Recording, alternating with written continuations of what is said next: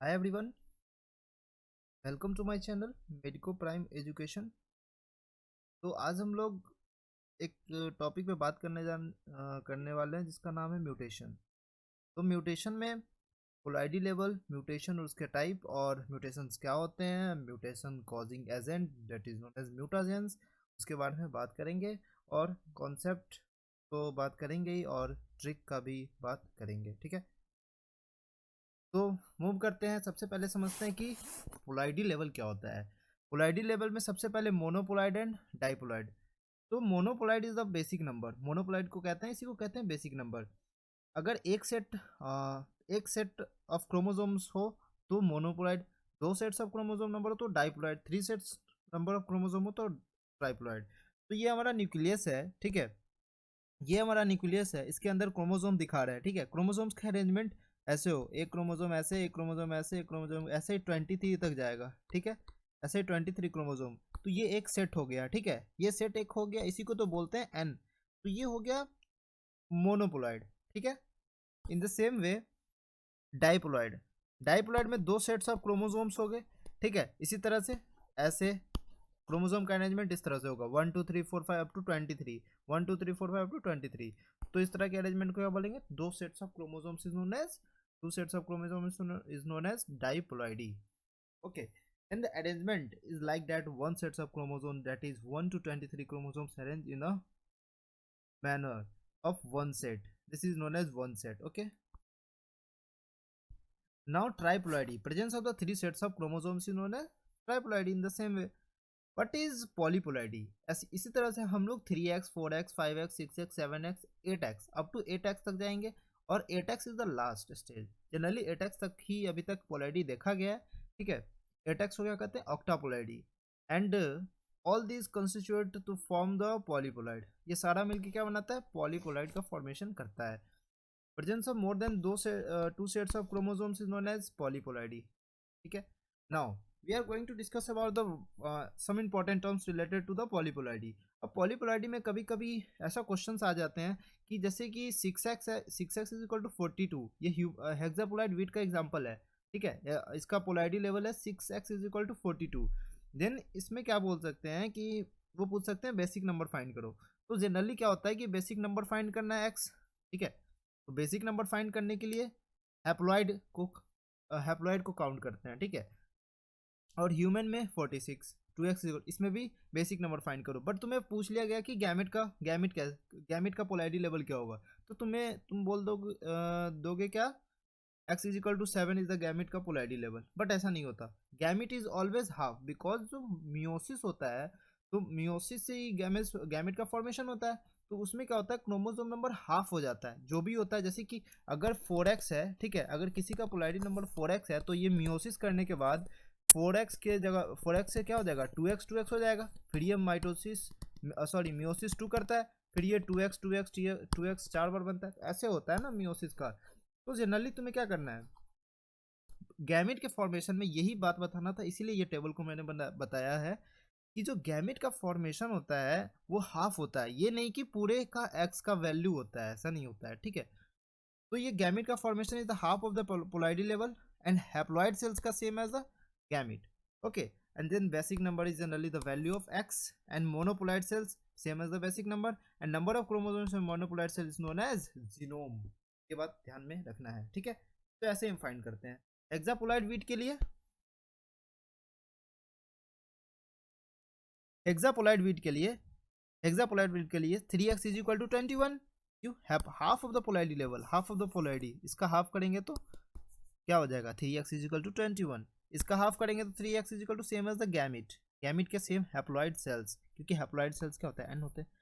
ठीक है, इसका हाफ होते हैं ना हैप्लॉइड सेल्स। ठीक है, x इज इक्वल टू 7। अब ज़्यादातर बच्चे क्या कर सकते हैं कि हैप्लॉइड सेल्स के जगह पे x का वैल्यू फाइंड कर सकते हैं डायरेक्ट, ऐसा नहीं होता। Same as the gamete as haploid cell, ये चार पांच चीज़ें जो तुम्हें ध्यान रखना पड़ेगा। ठीक है, monoploid cells x is equal to 7, genome में x is equal to 7 same है। ठीक है, ये मैं बता दिया। जनरली तुम्हें ये बात ध्यान में रखनी है कि कैसे इसको अप्रोच करना है हैप्लॉइड देख। ठीक है, x is equal to 23, x is equal to 23, x is equal to 23, x 20 20 23 सब 23। इससे कुछ पता नहीं चलता कि गैमेट और हैप्लॉइड सेल्स में क्या डिफरेंशिएशन है। तो इसमें दो पॉइंट कंक्लूजन आता है कि monoploid cells is not equal to haploid cells for polyploidy के लिए। ये पॉलीपोलॉइडी है, ठीक है, ये पॉलीपोलॉइडी है एंड ये डाइपोलॉइडी है। क्यों? पॉलीपोलॉइडी 6x में आता था, पॉलीपोलॉइडी या हेक्सापोलॉइडी भी कह सकते हैं इसे, और 2x को क्या कहते हैं? डाइपोलॉइडी। तो डाइपोलॉइडी के लिए monoploid cells is equal to haploid cells हो सकता है क्रोमोसोम का नंबर, ठीक है। तो क्रोमोसोम नंबर मोनोपोलॉइड सेल्स में हैप्लॉइड सेल्स में इक्वल नहीं होता, ठीक है, ये बात ध्यान में रखना है। क्रोमोसोम्स का नंबर बोल रहा हूँ मैं, ठीक है, मोनोपोलॉइड सेल्स का नंबर मत समझना। मोनोपोलॉइड सेल्स में क्रोमोसोम का नंबर इक्वल होता है किसमें? डाइप्लॉइड में, ठीक है। चलो, पॉलीपोलॉइड प्लांट का बात करें तो जो even number of sets of chromosomes होते हैं और odd number of sets of chromosomes होते हैं, तो उसमें क्वेश्चंस आते हैं कि मियोसिस किस में हो सकता है, मियोसिस किस में हो सकता है, मियोसिस और किस में नहीं हो सकता है, किस में गैमेट फॉर्मेशन होता है, किस में नहीं होता है, कौन फर्टाइल है, कौन स्टेराइल है, ठीक है। तो ये सब बात आती है। तो इवन नंबर ऑफ क्रोमोसोम्स वाला जो होगा उसमें सारे में मियोसिस होगा। क्यों? क्योंकि जो गैमेट फॉर्मेशन होता है वो मियोसिस होता है। तो गैमेट फॉर्मेशन उसी को हो सकता है जो इवन नंबर हो। भाई 3x का तुम लोग इसे क्या हाफ करोगे? 1.5 थोड़ी गैमेट होता है, ठीक है। तो इवन नंबर वाले जो क्रोमोसोम्स होते हैं उससे गैमेट फॉर्मेशन हो सकता है, वो फर्टाइल होगा, reproduce sexually and forms seed, but meiosis नहीं होगा किसमें? ऑड वाले में। एंड गैमेट फॉर्मेशन भी नहीं होगा, हमेशा स्टेराइल होगा and reproduce asexually and do not form the seed. Seed का फॉर्मेशन नहीं करता।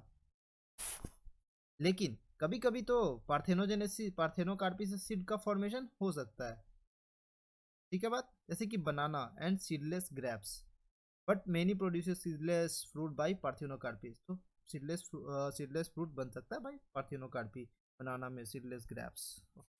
नाउ, तो आज का हमारा मेन टॉपिक है म्यूटेशन।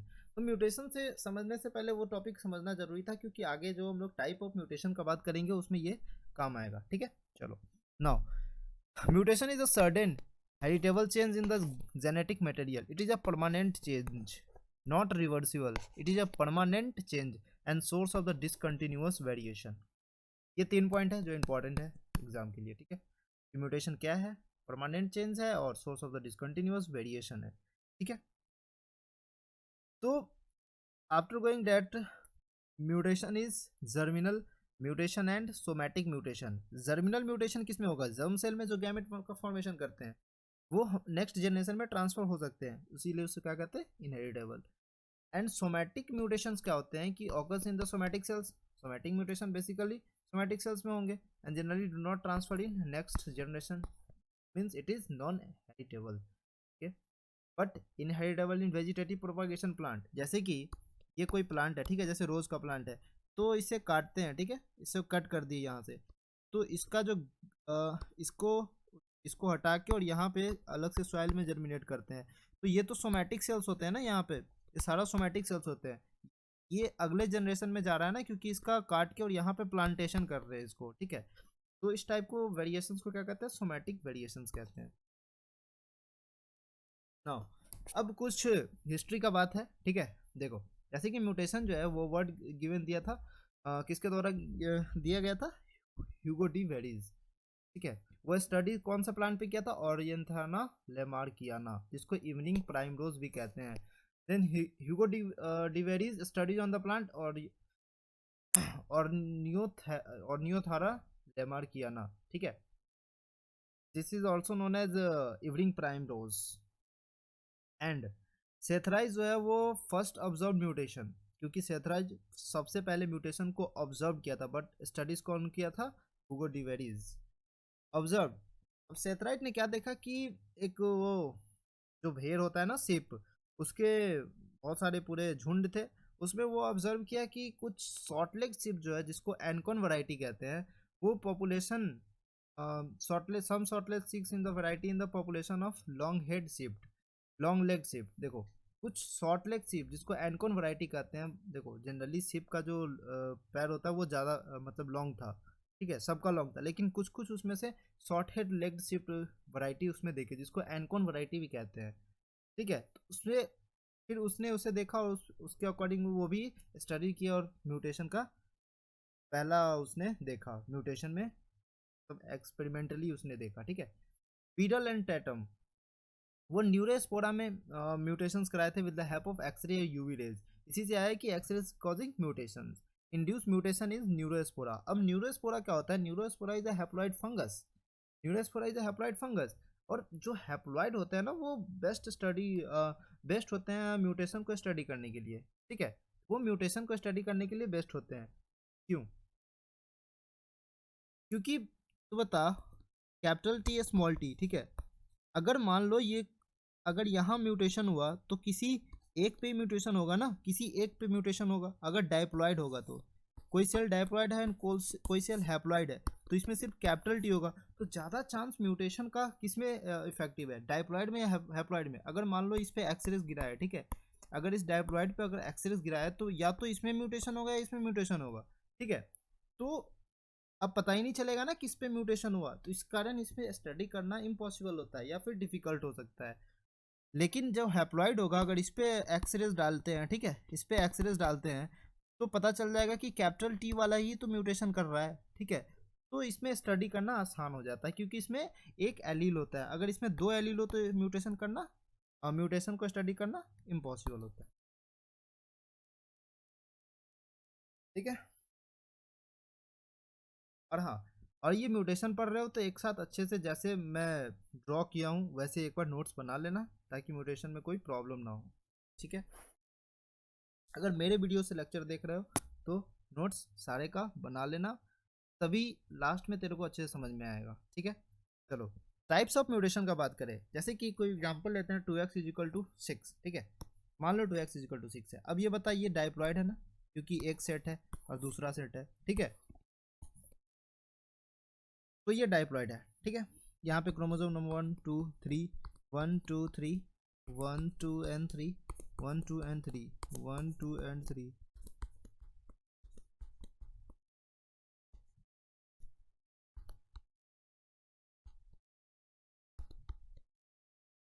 देखो, अब मैं पूरा म्यूटेशन का टाइप बताने जा रहा हूँ उल्टा रिवर्स डायरेक्शन में, ठीक है। अब मुझे बताओ कि ये हमारा नॉर्मल सेल है, ठीक है, ये हमारा नॉर्मल सेल है, जिसमें कि अगर अगर बात करें कि सेट्स ऑफ द क्रोमोसोम, अगर क्या हुआ, क्या कि ये सेट्स पहले था, अब एक और सेट्स यहाँ पे लाके खड़ा कर दिए, ठीक है। तो ये देख, ठीक है, तो अगर सेट्स का इंक्रीज हो या डिक्रीज हो तो उसको क्या कहते हैं? यूपोलाइडी कहते हैं, ठीक है। या एक सेट हटा भी दिए तो क्या कहते हैं? यूपोलाइडी कहते हैं, ठीक है। अब बता, अब सेट्स का नंबर, क्रोमोसोम का नंबर इंक्रीज कर रहे हैं सेट में, देख, ये तो पहले ही था हमारे पास, ठीक है, ये पहले ही था हमारे पास, ठीक है। एक एक सेट में, ठीक है, कोई सेट में नंबर ऑफ क्रोमोसोम्स को इंक्रीज कर दिए तो, या डिक्रीज कर दिए, ठीक है, तो उसको कहते हैं एनीपोलाइडी, ठीक है। Number of chromosomes increase in a cell और decrease in a set is known as aneuploidy. क्यों क्यों होता है? क्रोमोसोमल नॉन के वर्क। अब बता, अब क्या किए, ये थर्ड क्रोमोसोम जो है ना, इसके स्ट्रक्चर में चेंज कर दिए, क्या किए, इसके जो नीचे वाला क्रोमेटिन है उसको हटा दिए, गायब कर दिए। तो स्ट्रक्चर में चेंज होना क्रोमोसोमल एब्रेशन, ठीक है। अब बता, यूपोलाइडी और एनीपोलाइडी में क्या हो रहा है? नंबर में चेंज हो रहा है ना, तो इसको हेट्रोपोलाइडी कहते हैं, ठीक है। अगर स्ट्रक्चर में चेंज हो तो क्रोमोसोमल एब्रेशन, ठीक है, स्ट्रक्चर में चेंज हो तो क्रोमोसोमल एब्रेशन, और हेट्रोपोलाइडी और क्रोमोसोमल एब्रेशन को मिलाकर ही तो बोलते हैं क्रोमोसोमल म्यूटेशन, क्योंकि म्यूटेशन किस में हो रहा है? क्रोमोसोम में हो रहा है, ठीक है। अब बताओ, नाउ चेंज, अगर इसके जीन में कोई चेंज परिवर्तन हो जाए तो उसको क्या कहते हैं? अगर मान लो इसके जीन में कोई चेंज कर दिए, ठीक है, तो इसको change in the gene is known as gene mutation. इसको क्या बोलते हैं? Gene mutation. और gene mutation plus chromosomal mutation is known as mutation, दोनों को मिला के क्या बोलते हैं? तो ये एक ओवरव्यू था टाइप ऑफ म्यूटेशन का।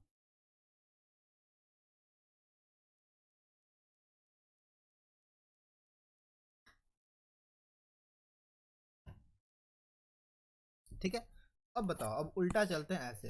म्यूटेशन दो तरह का, क्रोमोसोमल और gene mutation. Chromosomal mutation are two types, heteroploidy and chromosomal aberration. Heteroploidy are two types, euploidy and aneuploidy. Chromosomal aberration are also in types, but we will study in further, not lecture, further not lecture, this lecture. We will study all this in, ठीक है। चलो, पहला हम लोग study करते हैं क्या? Chromosomal mutation, उसमें भी क्या, एन्यूपोलाइडी। ठीक, ठीक है। चलो, अब एन्यूपोलाइडी में क्या था, लॉस और addition of the chromosome in a set, या तो लॉस होगा या फिर लॉस होगा या फिर एडिशन होगा क्रोमोसोम में, ठीक है, कोई भी सेट में, ठीक है, सेट में क्रोमोसोम का लॉस या एडिशन होता है, ठीक है। चलो, तो अगर लॉस हुआ तो क्या होगा, हाइपो एनिपोलाइडी, अगर गेन हुआ तो, अगर गेन हुआ तो, गेन हुआ तो हाइपर, सॉरी, लॉस हुआ तो hypo, if loss then hypo, if addition then hyper, ठीक है। तो इनिशियली मेरा ये कंडीशन था 2n मतलब डाइप्लॉइड, ठीक है, ये हमारा डाइप्लॉइड कंडीशन है इनिशियली। अब क्या हुआ कि लॉस करा के देखते हैं, पहले पहले लॉस कराते हैं। अब बता, hyper loss of the chromosome, chromosome का लॉस कराना सेट में, सेट का एडिशन नहीं होना, अगर सेट का एडिशन होना तो यूपोलैरिटी होता है, वो तो पढ़ चुके हैं, ठीक है। अब सेट का एडिशन में क्या करना है, सॉरी, इसमें एडिशन लॉस कराना है, तो लॉस कराते हैं। मान लेते हैं ये 1 क्रोमोसोम था ना, इसी का दूसरा, इसी का सेम होमोलोगस क्रोमोसोम को ही हटा दिया, ठीक है, तो ये क्या हो गया, मोनोजोमी, ठीक है। ये मान लो 1 क्रोमोसोम है, ये 1 क्रोमोसोम है उसी के सेट में, ठीक है, अलग अलग सेट में, इस सेट का 1 क्रोमोसोम अगर डिलीट हो गया ना, तो क्या हो गया, मोनोजोमी, ठीक है। अब बता, पहले क्या था 2n, कितना क्रोमोसोम डिलीट हुआ 1, तो क्या लिख सकते हैं इसका लेवल 2n-1, ठीक है। और इसका बेस्ट एग्जांपल है टर्नर सिंड्रोम, ठीक है।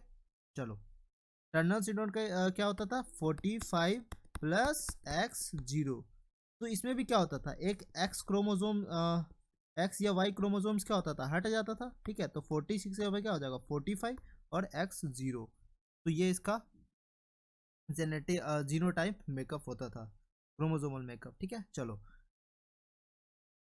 डबल मोनोजोमी, अब क्या किए, 1 को भी डिलीट और 3 को भी डिलीट, 2 बार डिलीट किया डबल मोनोजोमी, लेकिन 1 डिलीट किया तो -1, 3 डिलीट किया तो फिर -1, तो 2n-1 ये नहीं कर देंगे, 2n-2 नहीं करेंगे डायरेक्ट, क्योंकि अलग अलग डिलीट कर रहे हैं ना, ठीक है। अब बता, ये दोनों में डिफरेंस देखना है हमें, ठीक है, nullisomy and monosomy, double monosomy and nullisomy में क्या होता है कि दो chromosome second chromosome and second chromosomes also deleted, then we can say nullisomy. अब डिफरेंस क्या है, इसमें भी 2 क्रोमोसोम, इसमें भी 2 क्रोमोसोम डिलीट किए, in both we have deleted 2 chromosomes, then what is the difference between them, basically difference is the homologous chromosomes. In double monosomy we we lost the we lost the non homologous chromosome, and in nullisomy we lost homologous chromosome, you know, these are homologous chromosome, 1 and 1 is homologous chromosome, 1 is homologous chromosome, but they 1 and 3 are non homologous chromosome. So basically in this double monosomy there is a loss of non-homologous chromosomes in a set, okay, but is nullisomy there is a loss of homologous chromosome in a different set. Have you understood? So we write this type of genetic makeup 2n-2, ठीक है। चलो, trisomy, इन trisomy में क्या होता है कि अब भाई देखो, हाइपर एन मतलब हाइपर है, हाइपर एन्यूफाइली मतलब means to addition, you have to add the chromosome, ठीक है। तो ट्राइजोमी 2n+1, ट्राइजोमी में क्या होता है, ये सेट मेरे पास पहले ही से था, this is are present initially, now we add chromosome number 1, we add chromosome number 1, okay, then initial genetic makeup was 2n, and after that we make add of +1 chromosome, then we can say that 2n+1, okay, तो क्या बोल सकते हैं 2n+1। Double trisomy, अब same इसी तरह से double monosomy था, इसमें डिलीट किए थे, तो इसमें क्या करेंगे, ऐड करेंगे, ठीक है, इसमें भी ऐड करेंगे। In double trisomy we add 2 homologous chromosome known as double trisomy, but we don't write directly 2n+2, we have to write 2n+1+1 like that, because we are not adding the homologous chromosomes in double trisomy, we add homologous chromosome in tetrasomy, this is a tetrasomy, okay. So what is the difference between double trisomy and tetrasomy? Basically the homologous chromosome. Difference is that the homologous chromosome. In homologous Tetrasomy we add the homologous chromosome, but in double trisomy we add the non-homologous chromosome. So we write like that. Okay, we write like that.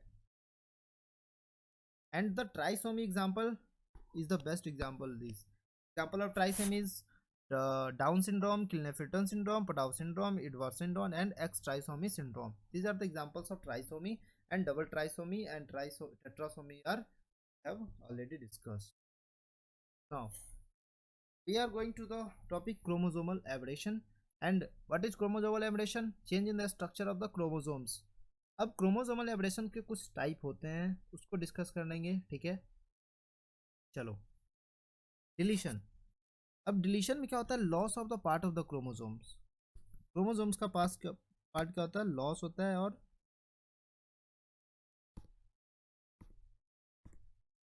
देख, जैसे कि पहले मेरा ये chromosome था, ठीक है, इसमें डिलीशन दो तरह का होता है, एक टर्मिनल डिलीशन, एक इंटरकैलरी डिलीशन। मान लिया कि मैंने डिलीशन यहाँ से कर दिया, ठीक है, इस पार्ट क्रोमोसोम के पार्ट को डिलीट कर दिया, ठीक है, तो क्या हो गया?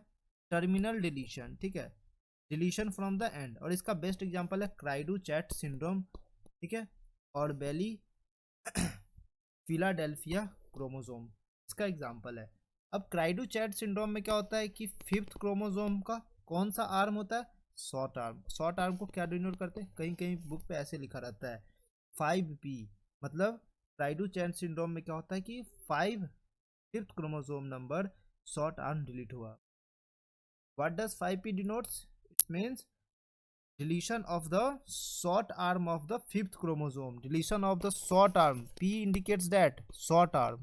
P indicates that short arm, and 5 indicates that chromosome number. So in some books it is written in the 5p. ठीक है, इसको शॉर्ट में लिख सकते हैं 5p.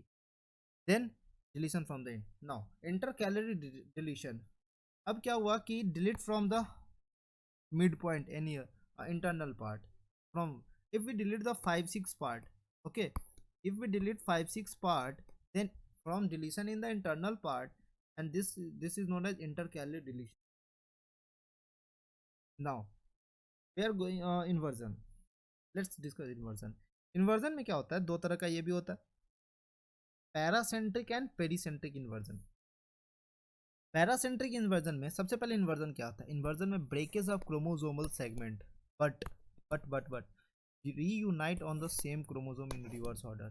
Reunite in the same chromosome in reverse order. What you have to listen? This is the chromosome initially. This is the chromosome initially, and if we delete, if we inverse, if we inverse 6 in place of 7 and 7 in place of 6, then we get this type of genetic, this type of chromosome, this type of gene on the chromosome, ठीक है। तो इसमें क्या होता है कि यहाँ का यहाँ, यहाँ का यहाँ, मतलब इन्वर्जन, ठीक है। तो ये इस तरह का इन्वर्जन को क्या कहते हैं? पैरासेंट्रिक। पेरीसेंट्रिक इन्वर्जन, मान लो ये पार्ट जो है, ठीक है, 3 और 4 part, 3 and 4 part are inverted and get back to the position of 5 and 6, and 5 6 get to the position of 3 and 4. So we can say that there is a inversion known as pericentric inversion. 6 and 5 is there and 4 and 3 is there. This is known as inversion. तो inversion क्या होता है? ये segment टूटा और ये segment टूटा और ये दोनों सेगमेंट आके आपस में इंटरचेंज हो गया। This segment break and this segment also break and gets interchanged. This is known as pericentric syndrome, pericentric inversion. अब one question arises there in both of the type, that centromere involved in which type of inversion? Centromere involved. You see, this chromosomal part only break this chromosomal part and gets inverse. Then this type of inversion is known as paracentric, and paracentric centromere is, this is centromere, this is fixed, this is not involved in the, okay? And in pericentric centromere is involved, okay? How to conclude? Involve में आई आ रहा है, pericentric में भी आई आ रहा है, लेकिन paracentric में ए आ रहा है, ठीक है, तो इसमें नहीं हो रहा है, ऐसे याद रखो।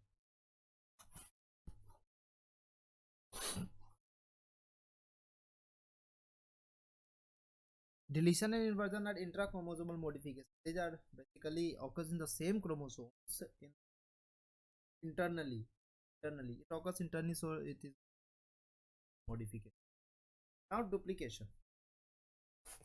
डुप्लीकेशन में क्या होता है? Occurrence of the chromosomal segment twice on a chromosome, मतलब क्रोमोसोमल सेगमेंट जो होता है वो आके दूसरे क्रोमोसोम पे दो आ जाता है, ठीक है। देख, जैसे कि ये हमारा पहला क्रोमोसोम था, ठीक है, और ये हमारा दोनों होमोलोगस क्रोमोसोम है, ठीक है। यहाँ पे बात ध्यान रखना, डुप्लीकेशन होमोलोगस क्रोमोसोम होता है, मतलब दोनों सेम क्रोमोसोम, जैसे कि ये क्रोमोसोम है ऐसे, ठीक है, ये क्रोमोसोम है, ये दोनों होमोलोगस क्रोमोसोम है, ठीक है। तो यहाँ पे था 1 2 3 4 5 1 2 3 and 4, these are the positions, ठीक है। अगर ये पोजीशन टूट के यहीं पे आ जाए, ठीक है, if this position break and goes to this position, then how can it can be seen? Okay, one, this position gets break up, this position get, then only these parts of the parts will end and these parts will 1 2 1 2 3 4 ऐसे, like that. Okay, then this type of genetic makeup will seen.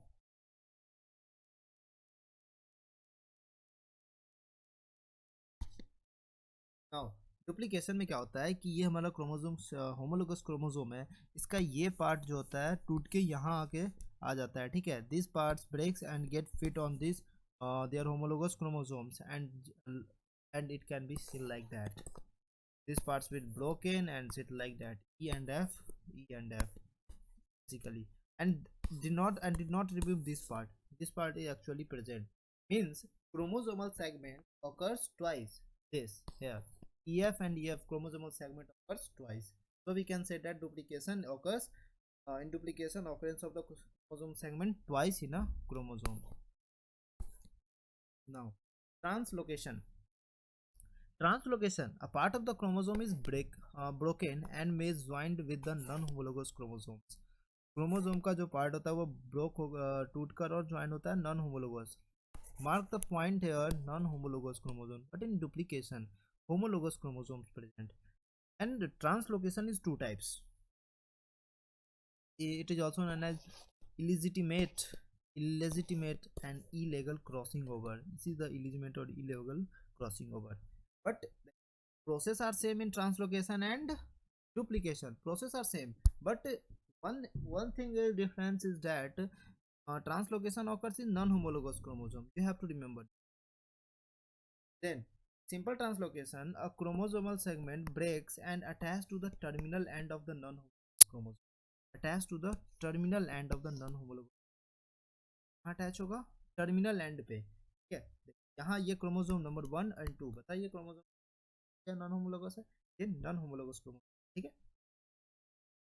तो 1 2 3 4 5 6 and ABCDEFG, इसीलिए मैंने 1 2 3 4 5 6, क्योंकि chromosome number different है, ऐसा chromosome number different है तो उस पर जीन भी तो अलग अलग होंगे ना। Chromosomes are different, then genes are also different and alleles are also different.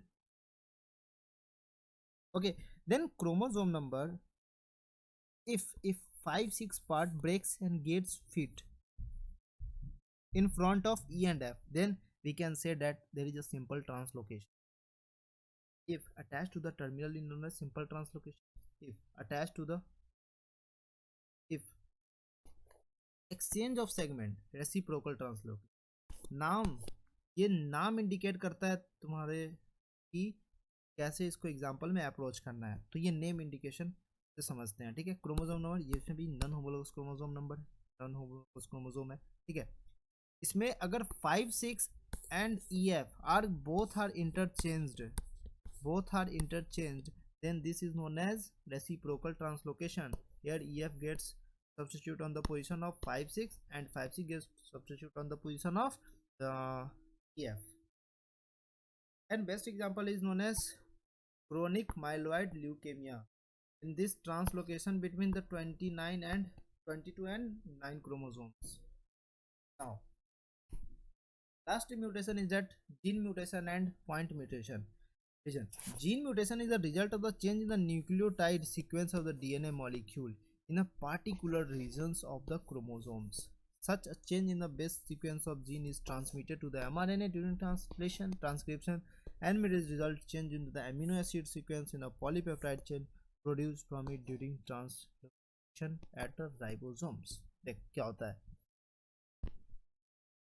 कि ये है डीएनए, ठीक है, इस पे जीन होगा, ठीक है, कोई जीन होगा यहाँ पे, और इस पे कुछ म्यूटेशन हो गया, ठीक है, तो इससे क्या बनता है, एमआरएनए बनता है, ठीक है, ये डीएनए अपना, ठीक है, इससे क्या बनता है, एमआरएनए, ठीक है।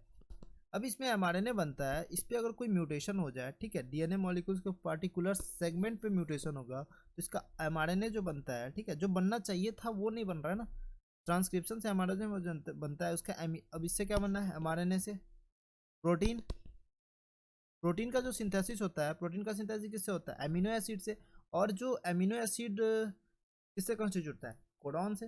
जो कोडॉन का सीक्वेंस चेंज हो जाएगा ना इसमें, अगर मान लो ए और जी होता है, वो कोडॉन का सीक्वेंस चेंज कर देगा, ठीक है, तो इस पे म्यूटेशन होगा तो कोडॉन तो डिफरेंट आ जाएगा ना, और जब कोडॉन डिफरेंट आएगा तो उसके लिए अमीनो एसिड भी क्या होगा, डिफरेंट होगा, है ना बात, ठीक है, तो प्रोटीन भी डिफरेंट बनेगा, तो इसीलिए कहते हैं gene mutation will leads to the change in the protein amino acid sequence in a polypeptide chain.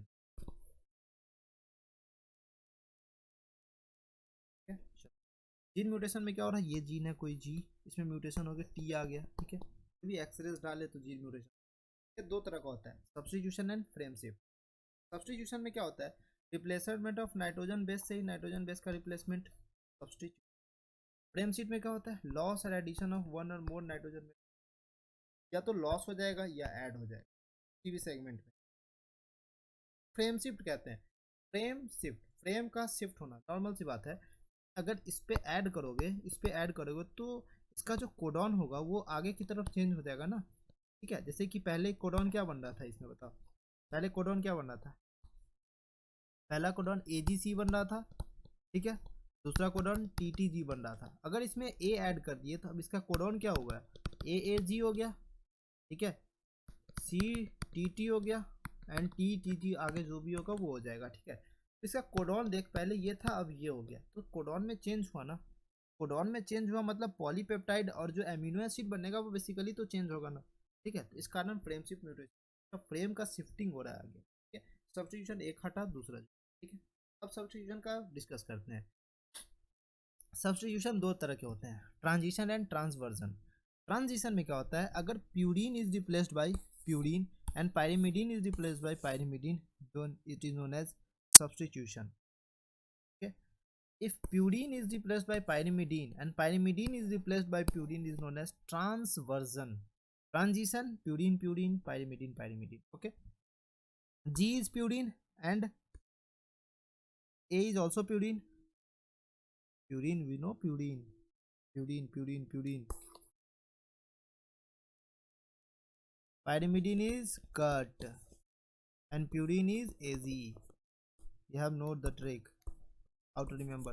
AZ मतलब प्यूरिन छोटा है ना देखने में, purine is small, so small nitrogen base comes, means A and G will come. And pyrimidine is long word, so you can take like that, cut. long को क्या करते हैं, कट करते हैं, ठीक है, so we cut the long चीज only, short things can't be cut. Now we have to focus on transition and transversion. These are the part of the genetic molecular basis of genetics, ठीक है। तो ये transition है, transition में क्या होता है, G is replaced by A, means purine is replaced by P, purine is known as transition.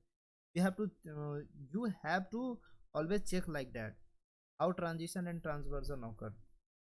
Here if the purine is replaced by pyrimidine, then it is known as transversion, and good example is known as sickle cell anemia and sickle cell anemia. Okay, now and next one is frame shift gene mutation. Frame shift gene mutation is two types, addition and deletion. You have already know addition means addition of the codon, addition of nitrogenous base, and deletion is known as deletion of any of the nitrogen base. मान लो ये हमारा कोई mRNA बन रहा है, ठीक है, ये कोई mRNA बन के आया आफ्टर ट्रांसक्रिप्शन, तो ये पहले ये कोडॉन था, ये कोडॉन था, ये कोडॉन था, ये कोडॉन था। अब तुम्हें पता है AUG codes for methionine, AUG codes for methionine, ये नॉर्मल कोडॉन है अपना, ठीक है, ये अपना नॉर्मल कोडॉन है। ये कोडॉन बनना, ये कोडॉन, और ये अपना अपना अमीनो एसिड का, हाँ अमीनो एसिड, हर कोडॉन के लिए अपना अमीनो एसिड होता है, तो वो अपना जेनेटिक मेकअप और प्रोटीन का फॉर्मेशन करेगा, ठीक है। अब क्या किए, अब यहाँ पे ऐड कर दिए, ठीक है, एडिशन ऑफ ए, तो ए यू जी तो पहले ही रहेगा, ठीक है, यहाँ पे एडिशन ऑफ ए कर दिए, ठीक है। अब बता, ए यू जी तो रहेगा ही, अब क्या बनेगा, ए सी यू बन जाएगा, ए सी यू, ए सी यू, अब क्या बन जाएगा, ए जी यू बन जाएगा, ए जी यू बनेगा, अब क्या बनेगा, यू सी जी बन जाएगा, ठीक है। अब इस सब का क्या कर रहे हैं कि देख रहे हैं कि फ्रेम हमारा चेंज हो जा रहा है, ठीक है। अब जब फ्रेम चेंज हो रहा है भाई साहब, कोडॉन ही चेंज हो गया, if codon is change then amino acid changed, no amino acid changed, okay, then protein formation will be different, different types of protein will formed in that condition, ठीक है। अब मान लो क्या करता हूँ मैं, 3 ए ऐड करता हूँ, A if we add a triple A, then we can say A U G same, but A occurs in the place, in that place, then a occurs, but the small change is present, you know, small change, but these are the same which was present initially, g cua GUU. These are mostly codons are same. If we add three nitrogenous base, then mostly codons are same. What we conclude from that, if we delete if we delete one nucleotide or two nucleotide, or add one nucleotide to two nucleotide, then mostly codons are changed. But if we add three nucleotide or multiples of three or four or more than three, multiples of 3, that is 6, 9, 9, then in this condition, in this condition, codon will um, codon will not change, mostly condition codon will not change, and hence protein synthesis will be not, and amino acid sequence will be not changed, mostly condition, but some changes occur, तो deletion होता है सिर्फ एक nitrogenous base को add करते हुए, ठीक है। और इसका बेस्ट एग्जांपल है फ्रेमशीट म्यूटेशन का लीथल जीन डिसऑर्डर, जिसको थैलेसीमिया बोलते हैं, ठीक है। अब म्यूटेशन का सारा खत्म हो गया टाइप, ठीक है, we have discuss all the type.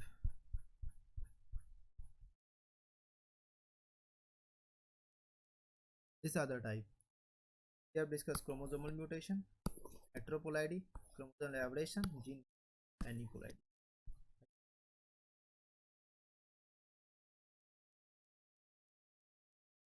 Now, origin of mutation, and we are going to discuss about mutation and mutagens. Two types of mutation are done: spontaneous and induced. Spontaneous, from the name we can clarify that the spontaneous mutation, this mutation occurs random and their frequency is rather low, and they are thought to be arise with generally errors in the process of replication. Generally in the process of replication, this mutation occurs. In the process of replication, nitrogen base, due to the nitrogen base position are shifted or deleted, so spontaneous mutation may occur, but mostly are induced mutation, that is, we mutagens induced mutation may be physical or chemical, and physical mutations like radiations and temperatures, radiation like x-rays, gamma rays, these types of radiation may induce mutations, okay. These are the UV rays are also radiation, and UV rays are non-ionizing radiation, okay. Then you have to radiations and temperature like chemicals, also known as induce, these are the mutagens which are reflected to the induced mutations, okay. Then radiations is high energy radiation such as x-rays, gamma rays, alpha rays, beta rays, cosmic rays, ultraviolet lights, and etc, having the mutagenic in all organisms. You know about the Hiroshima Nagasaki bomb disport atom bomb dropped in the Second World War caused due to the mutation of called and may induce mutation lead to the induced mutation in Japanese people. That's why uh, जहाँ people बढ़ रहा है ना, जहाँ लोग बढ़ते हैं वहाँ पे ऐसा कंसर्न देखा जाता है ह्यूमन एक्टिविटीज़ का कि वहाँ पे इन्वायरमेंटल रेडिएशन जो होता है वो बढ़ता जाता है, ठीक है। Where there is concern of the increasing concern of the people, there is a huge amount of increasing the level of environmental radiations. हमारे इन्वायरमेंट में आजकल रेडिएशन बहुत ज़्यादा बढ़ रहे हैं, ठीक है। तो ये सब हमारे म्यूटेशन कॉज करने के सिम्टम्स आ सकते हैं इसमें, ठीक है। तो ये सब जनरल सी बात है, बाकी एग्जाम में तो इतना कुछ आता नहीं है। आता क्या है कि नॉन आयोनाइजिंग रेडिएशन क्या होते हैं, यूवी रेज होते हैं। टेम्परेचर भी, अगर टेम्परेचर राइज करेगा, if the temperature rise due to mutation, because temperature will lead to the DNA break.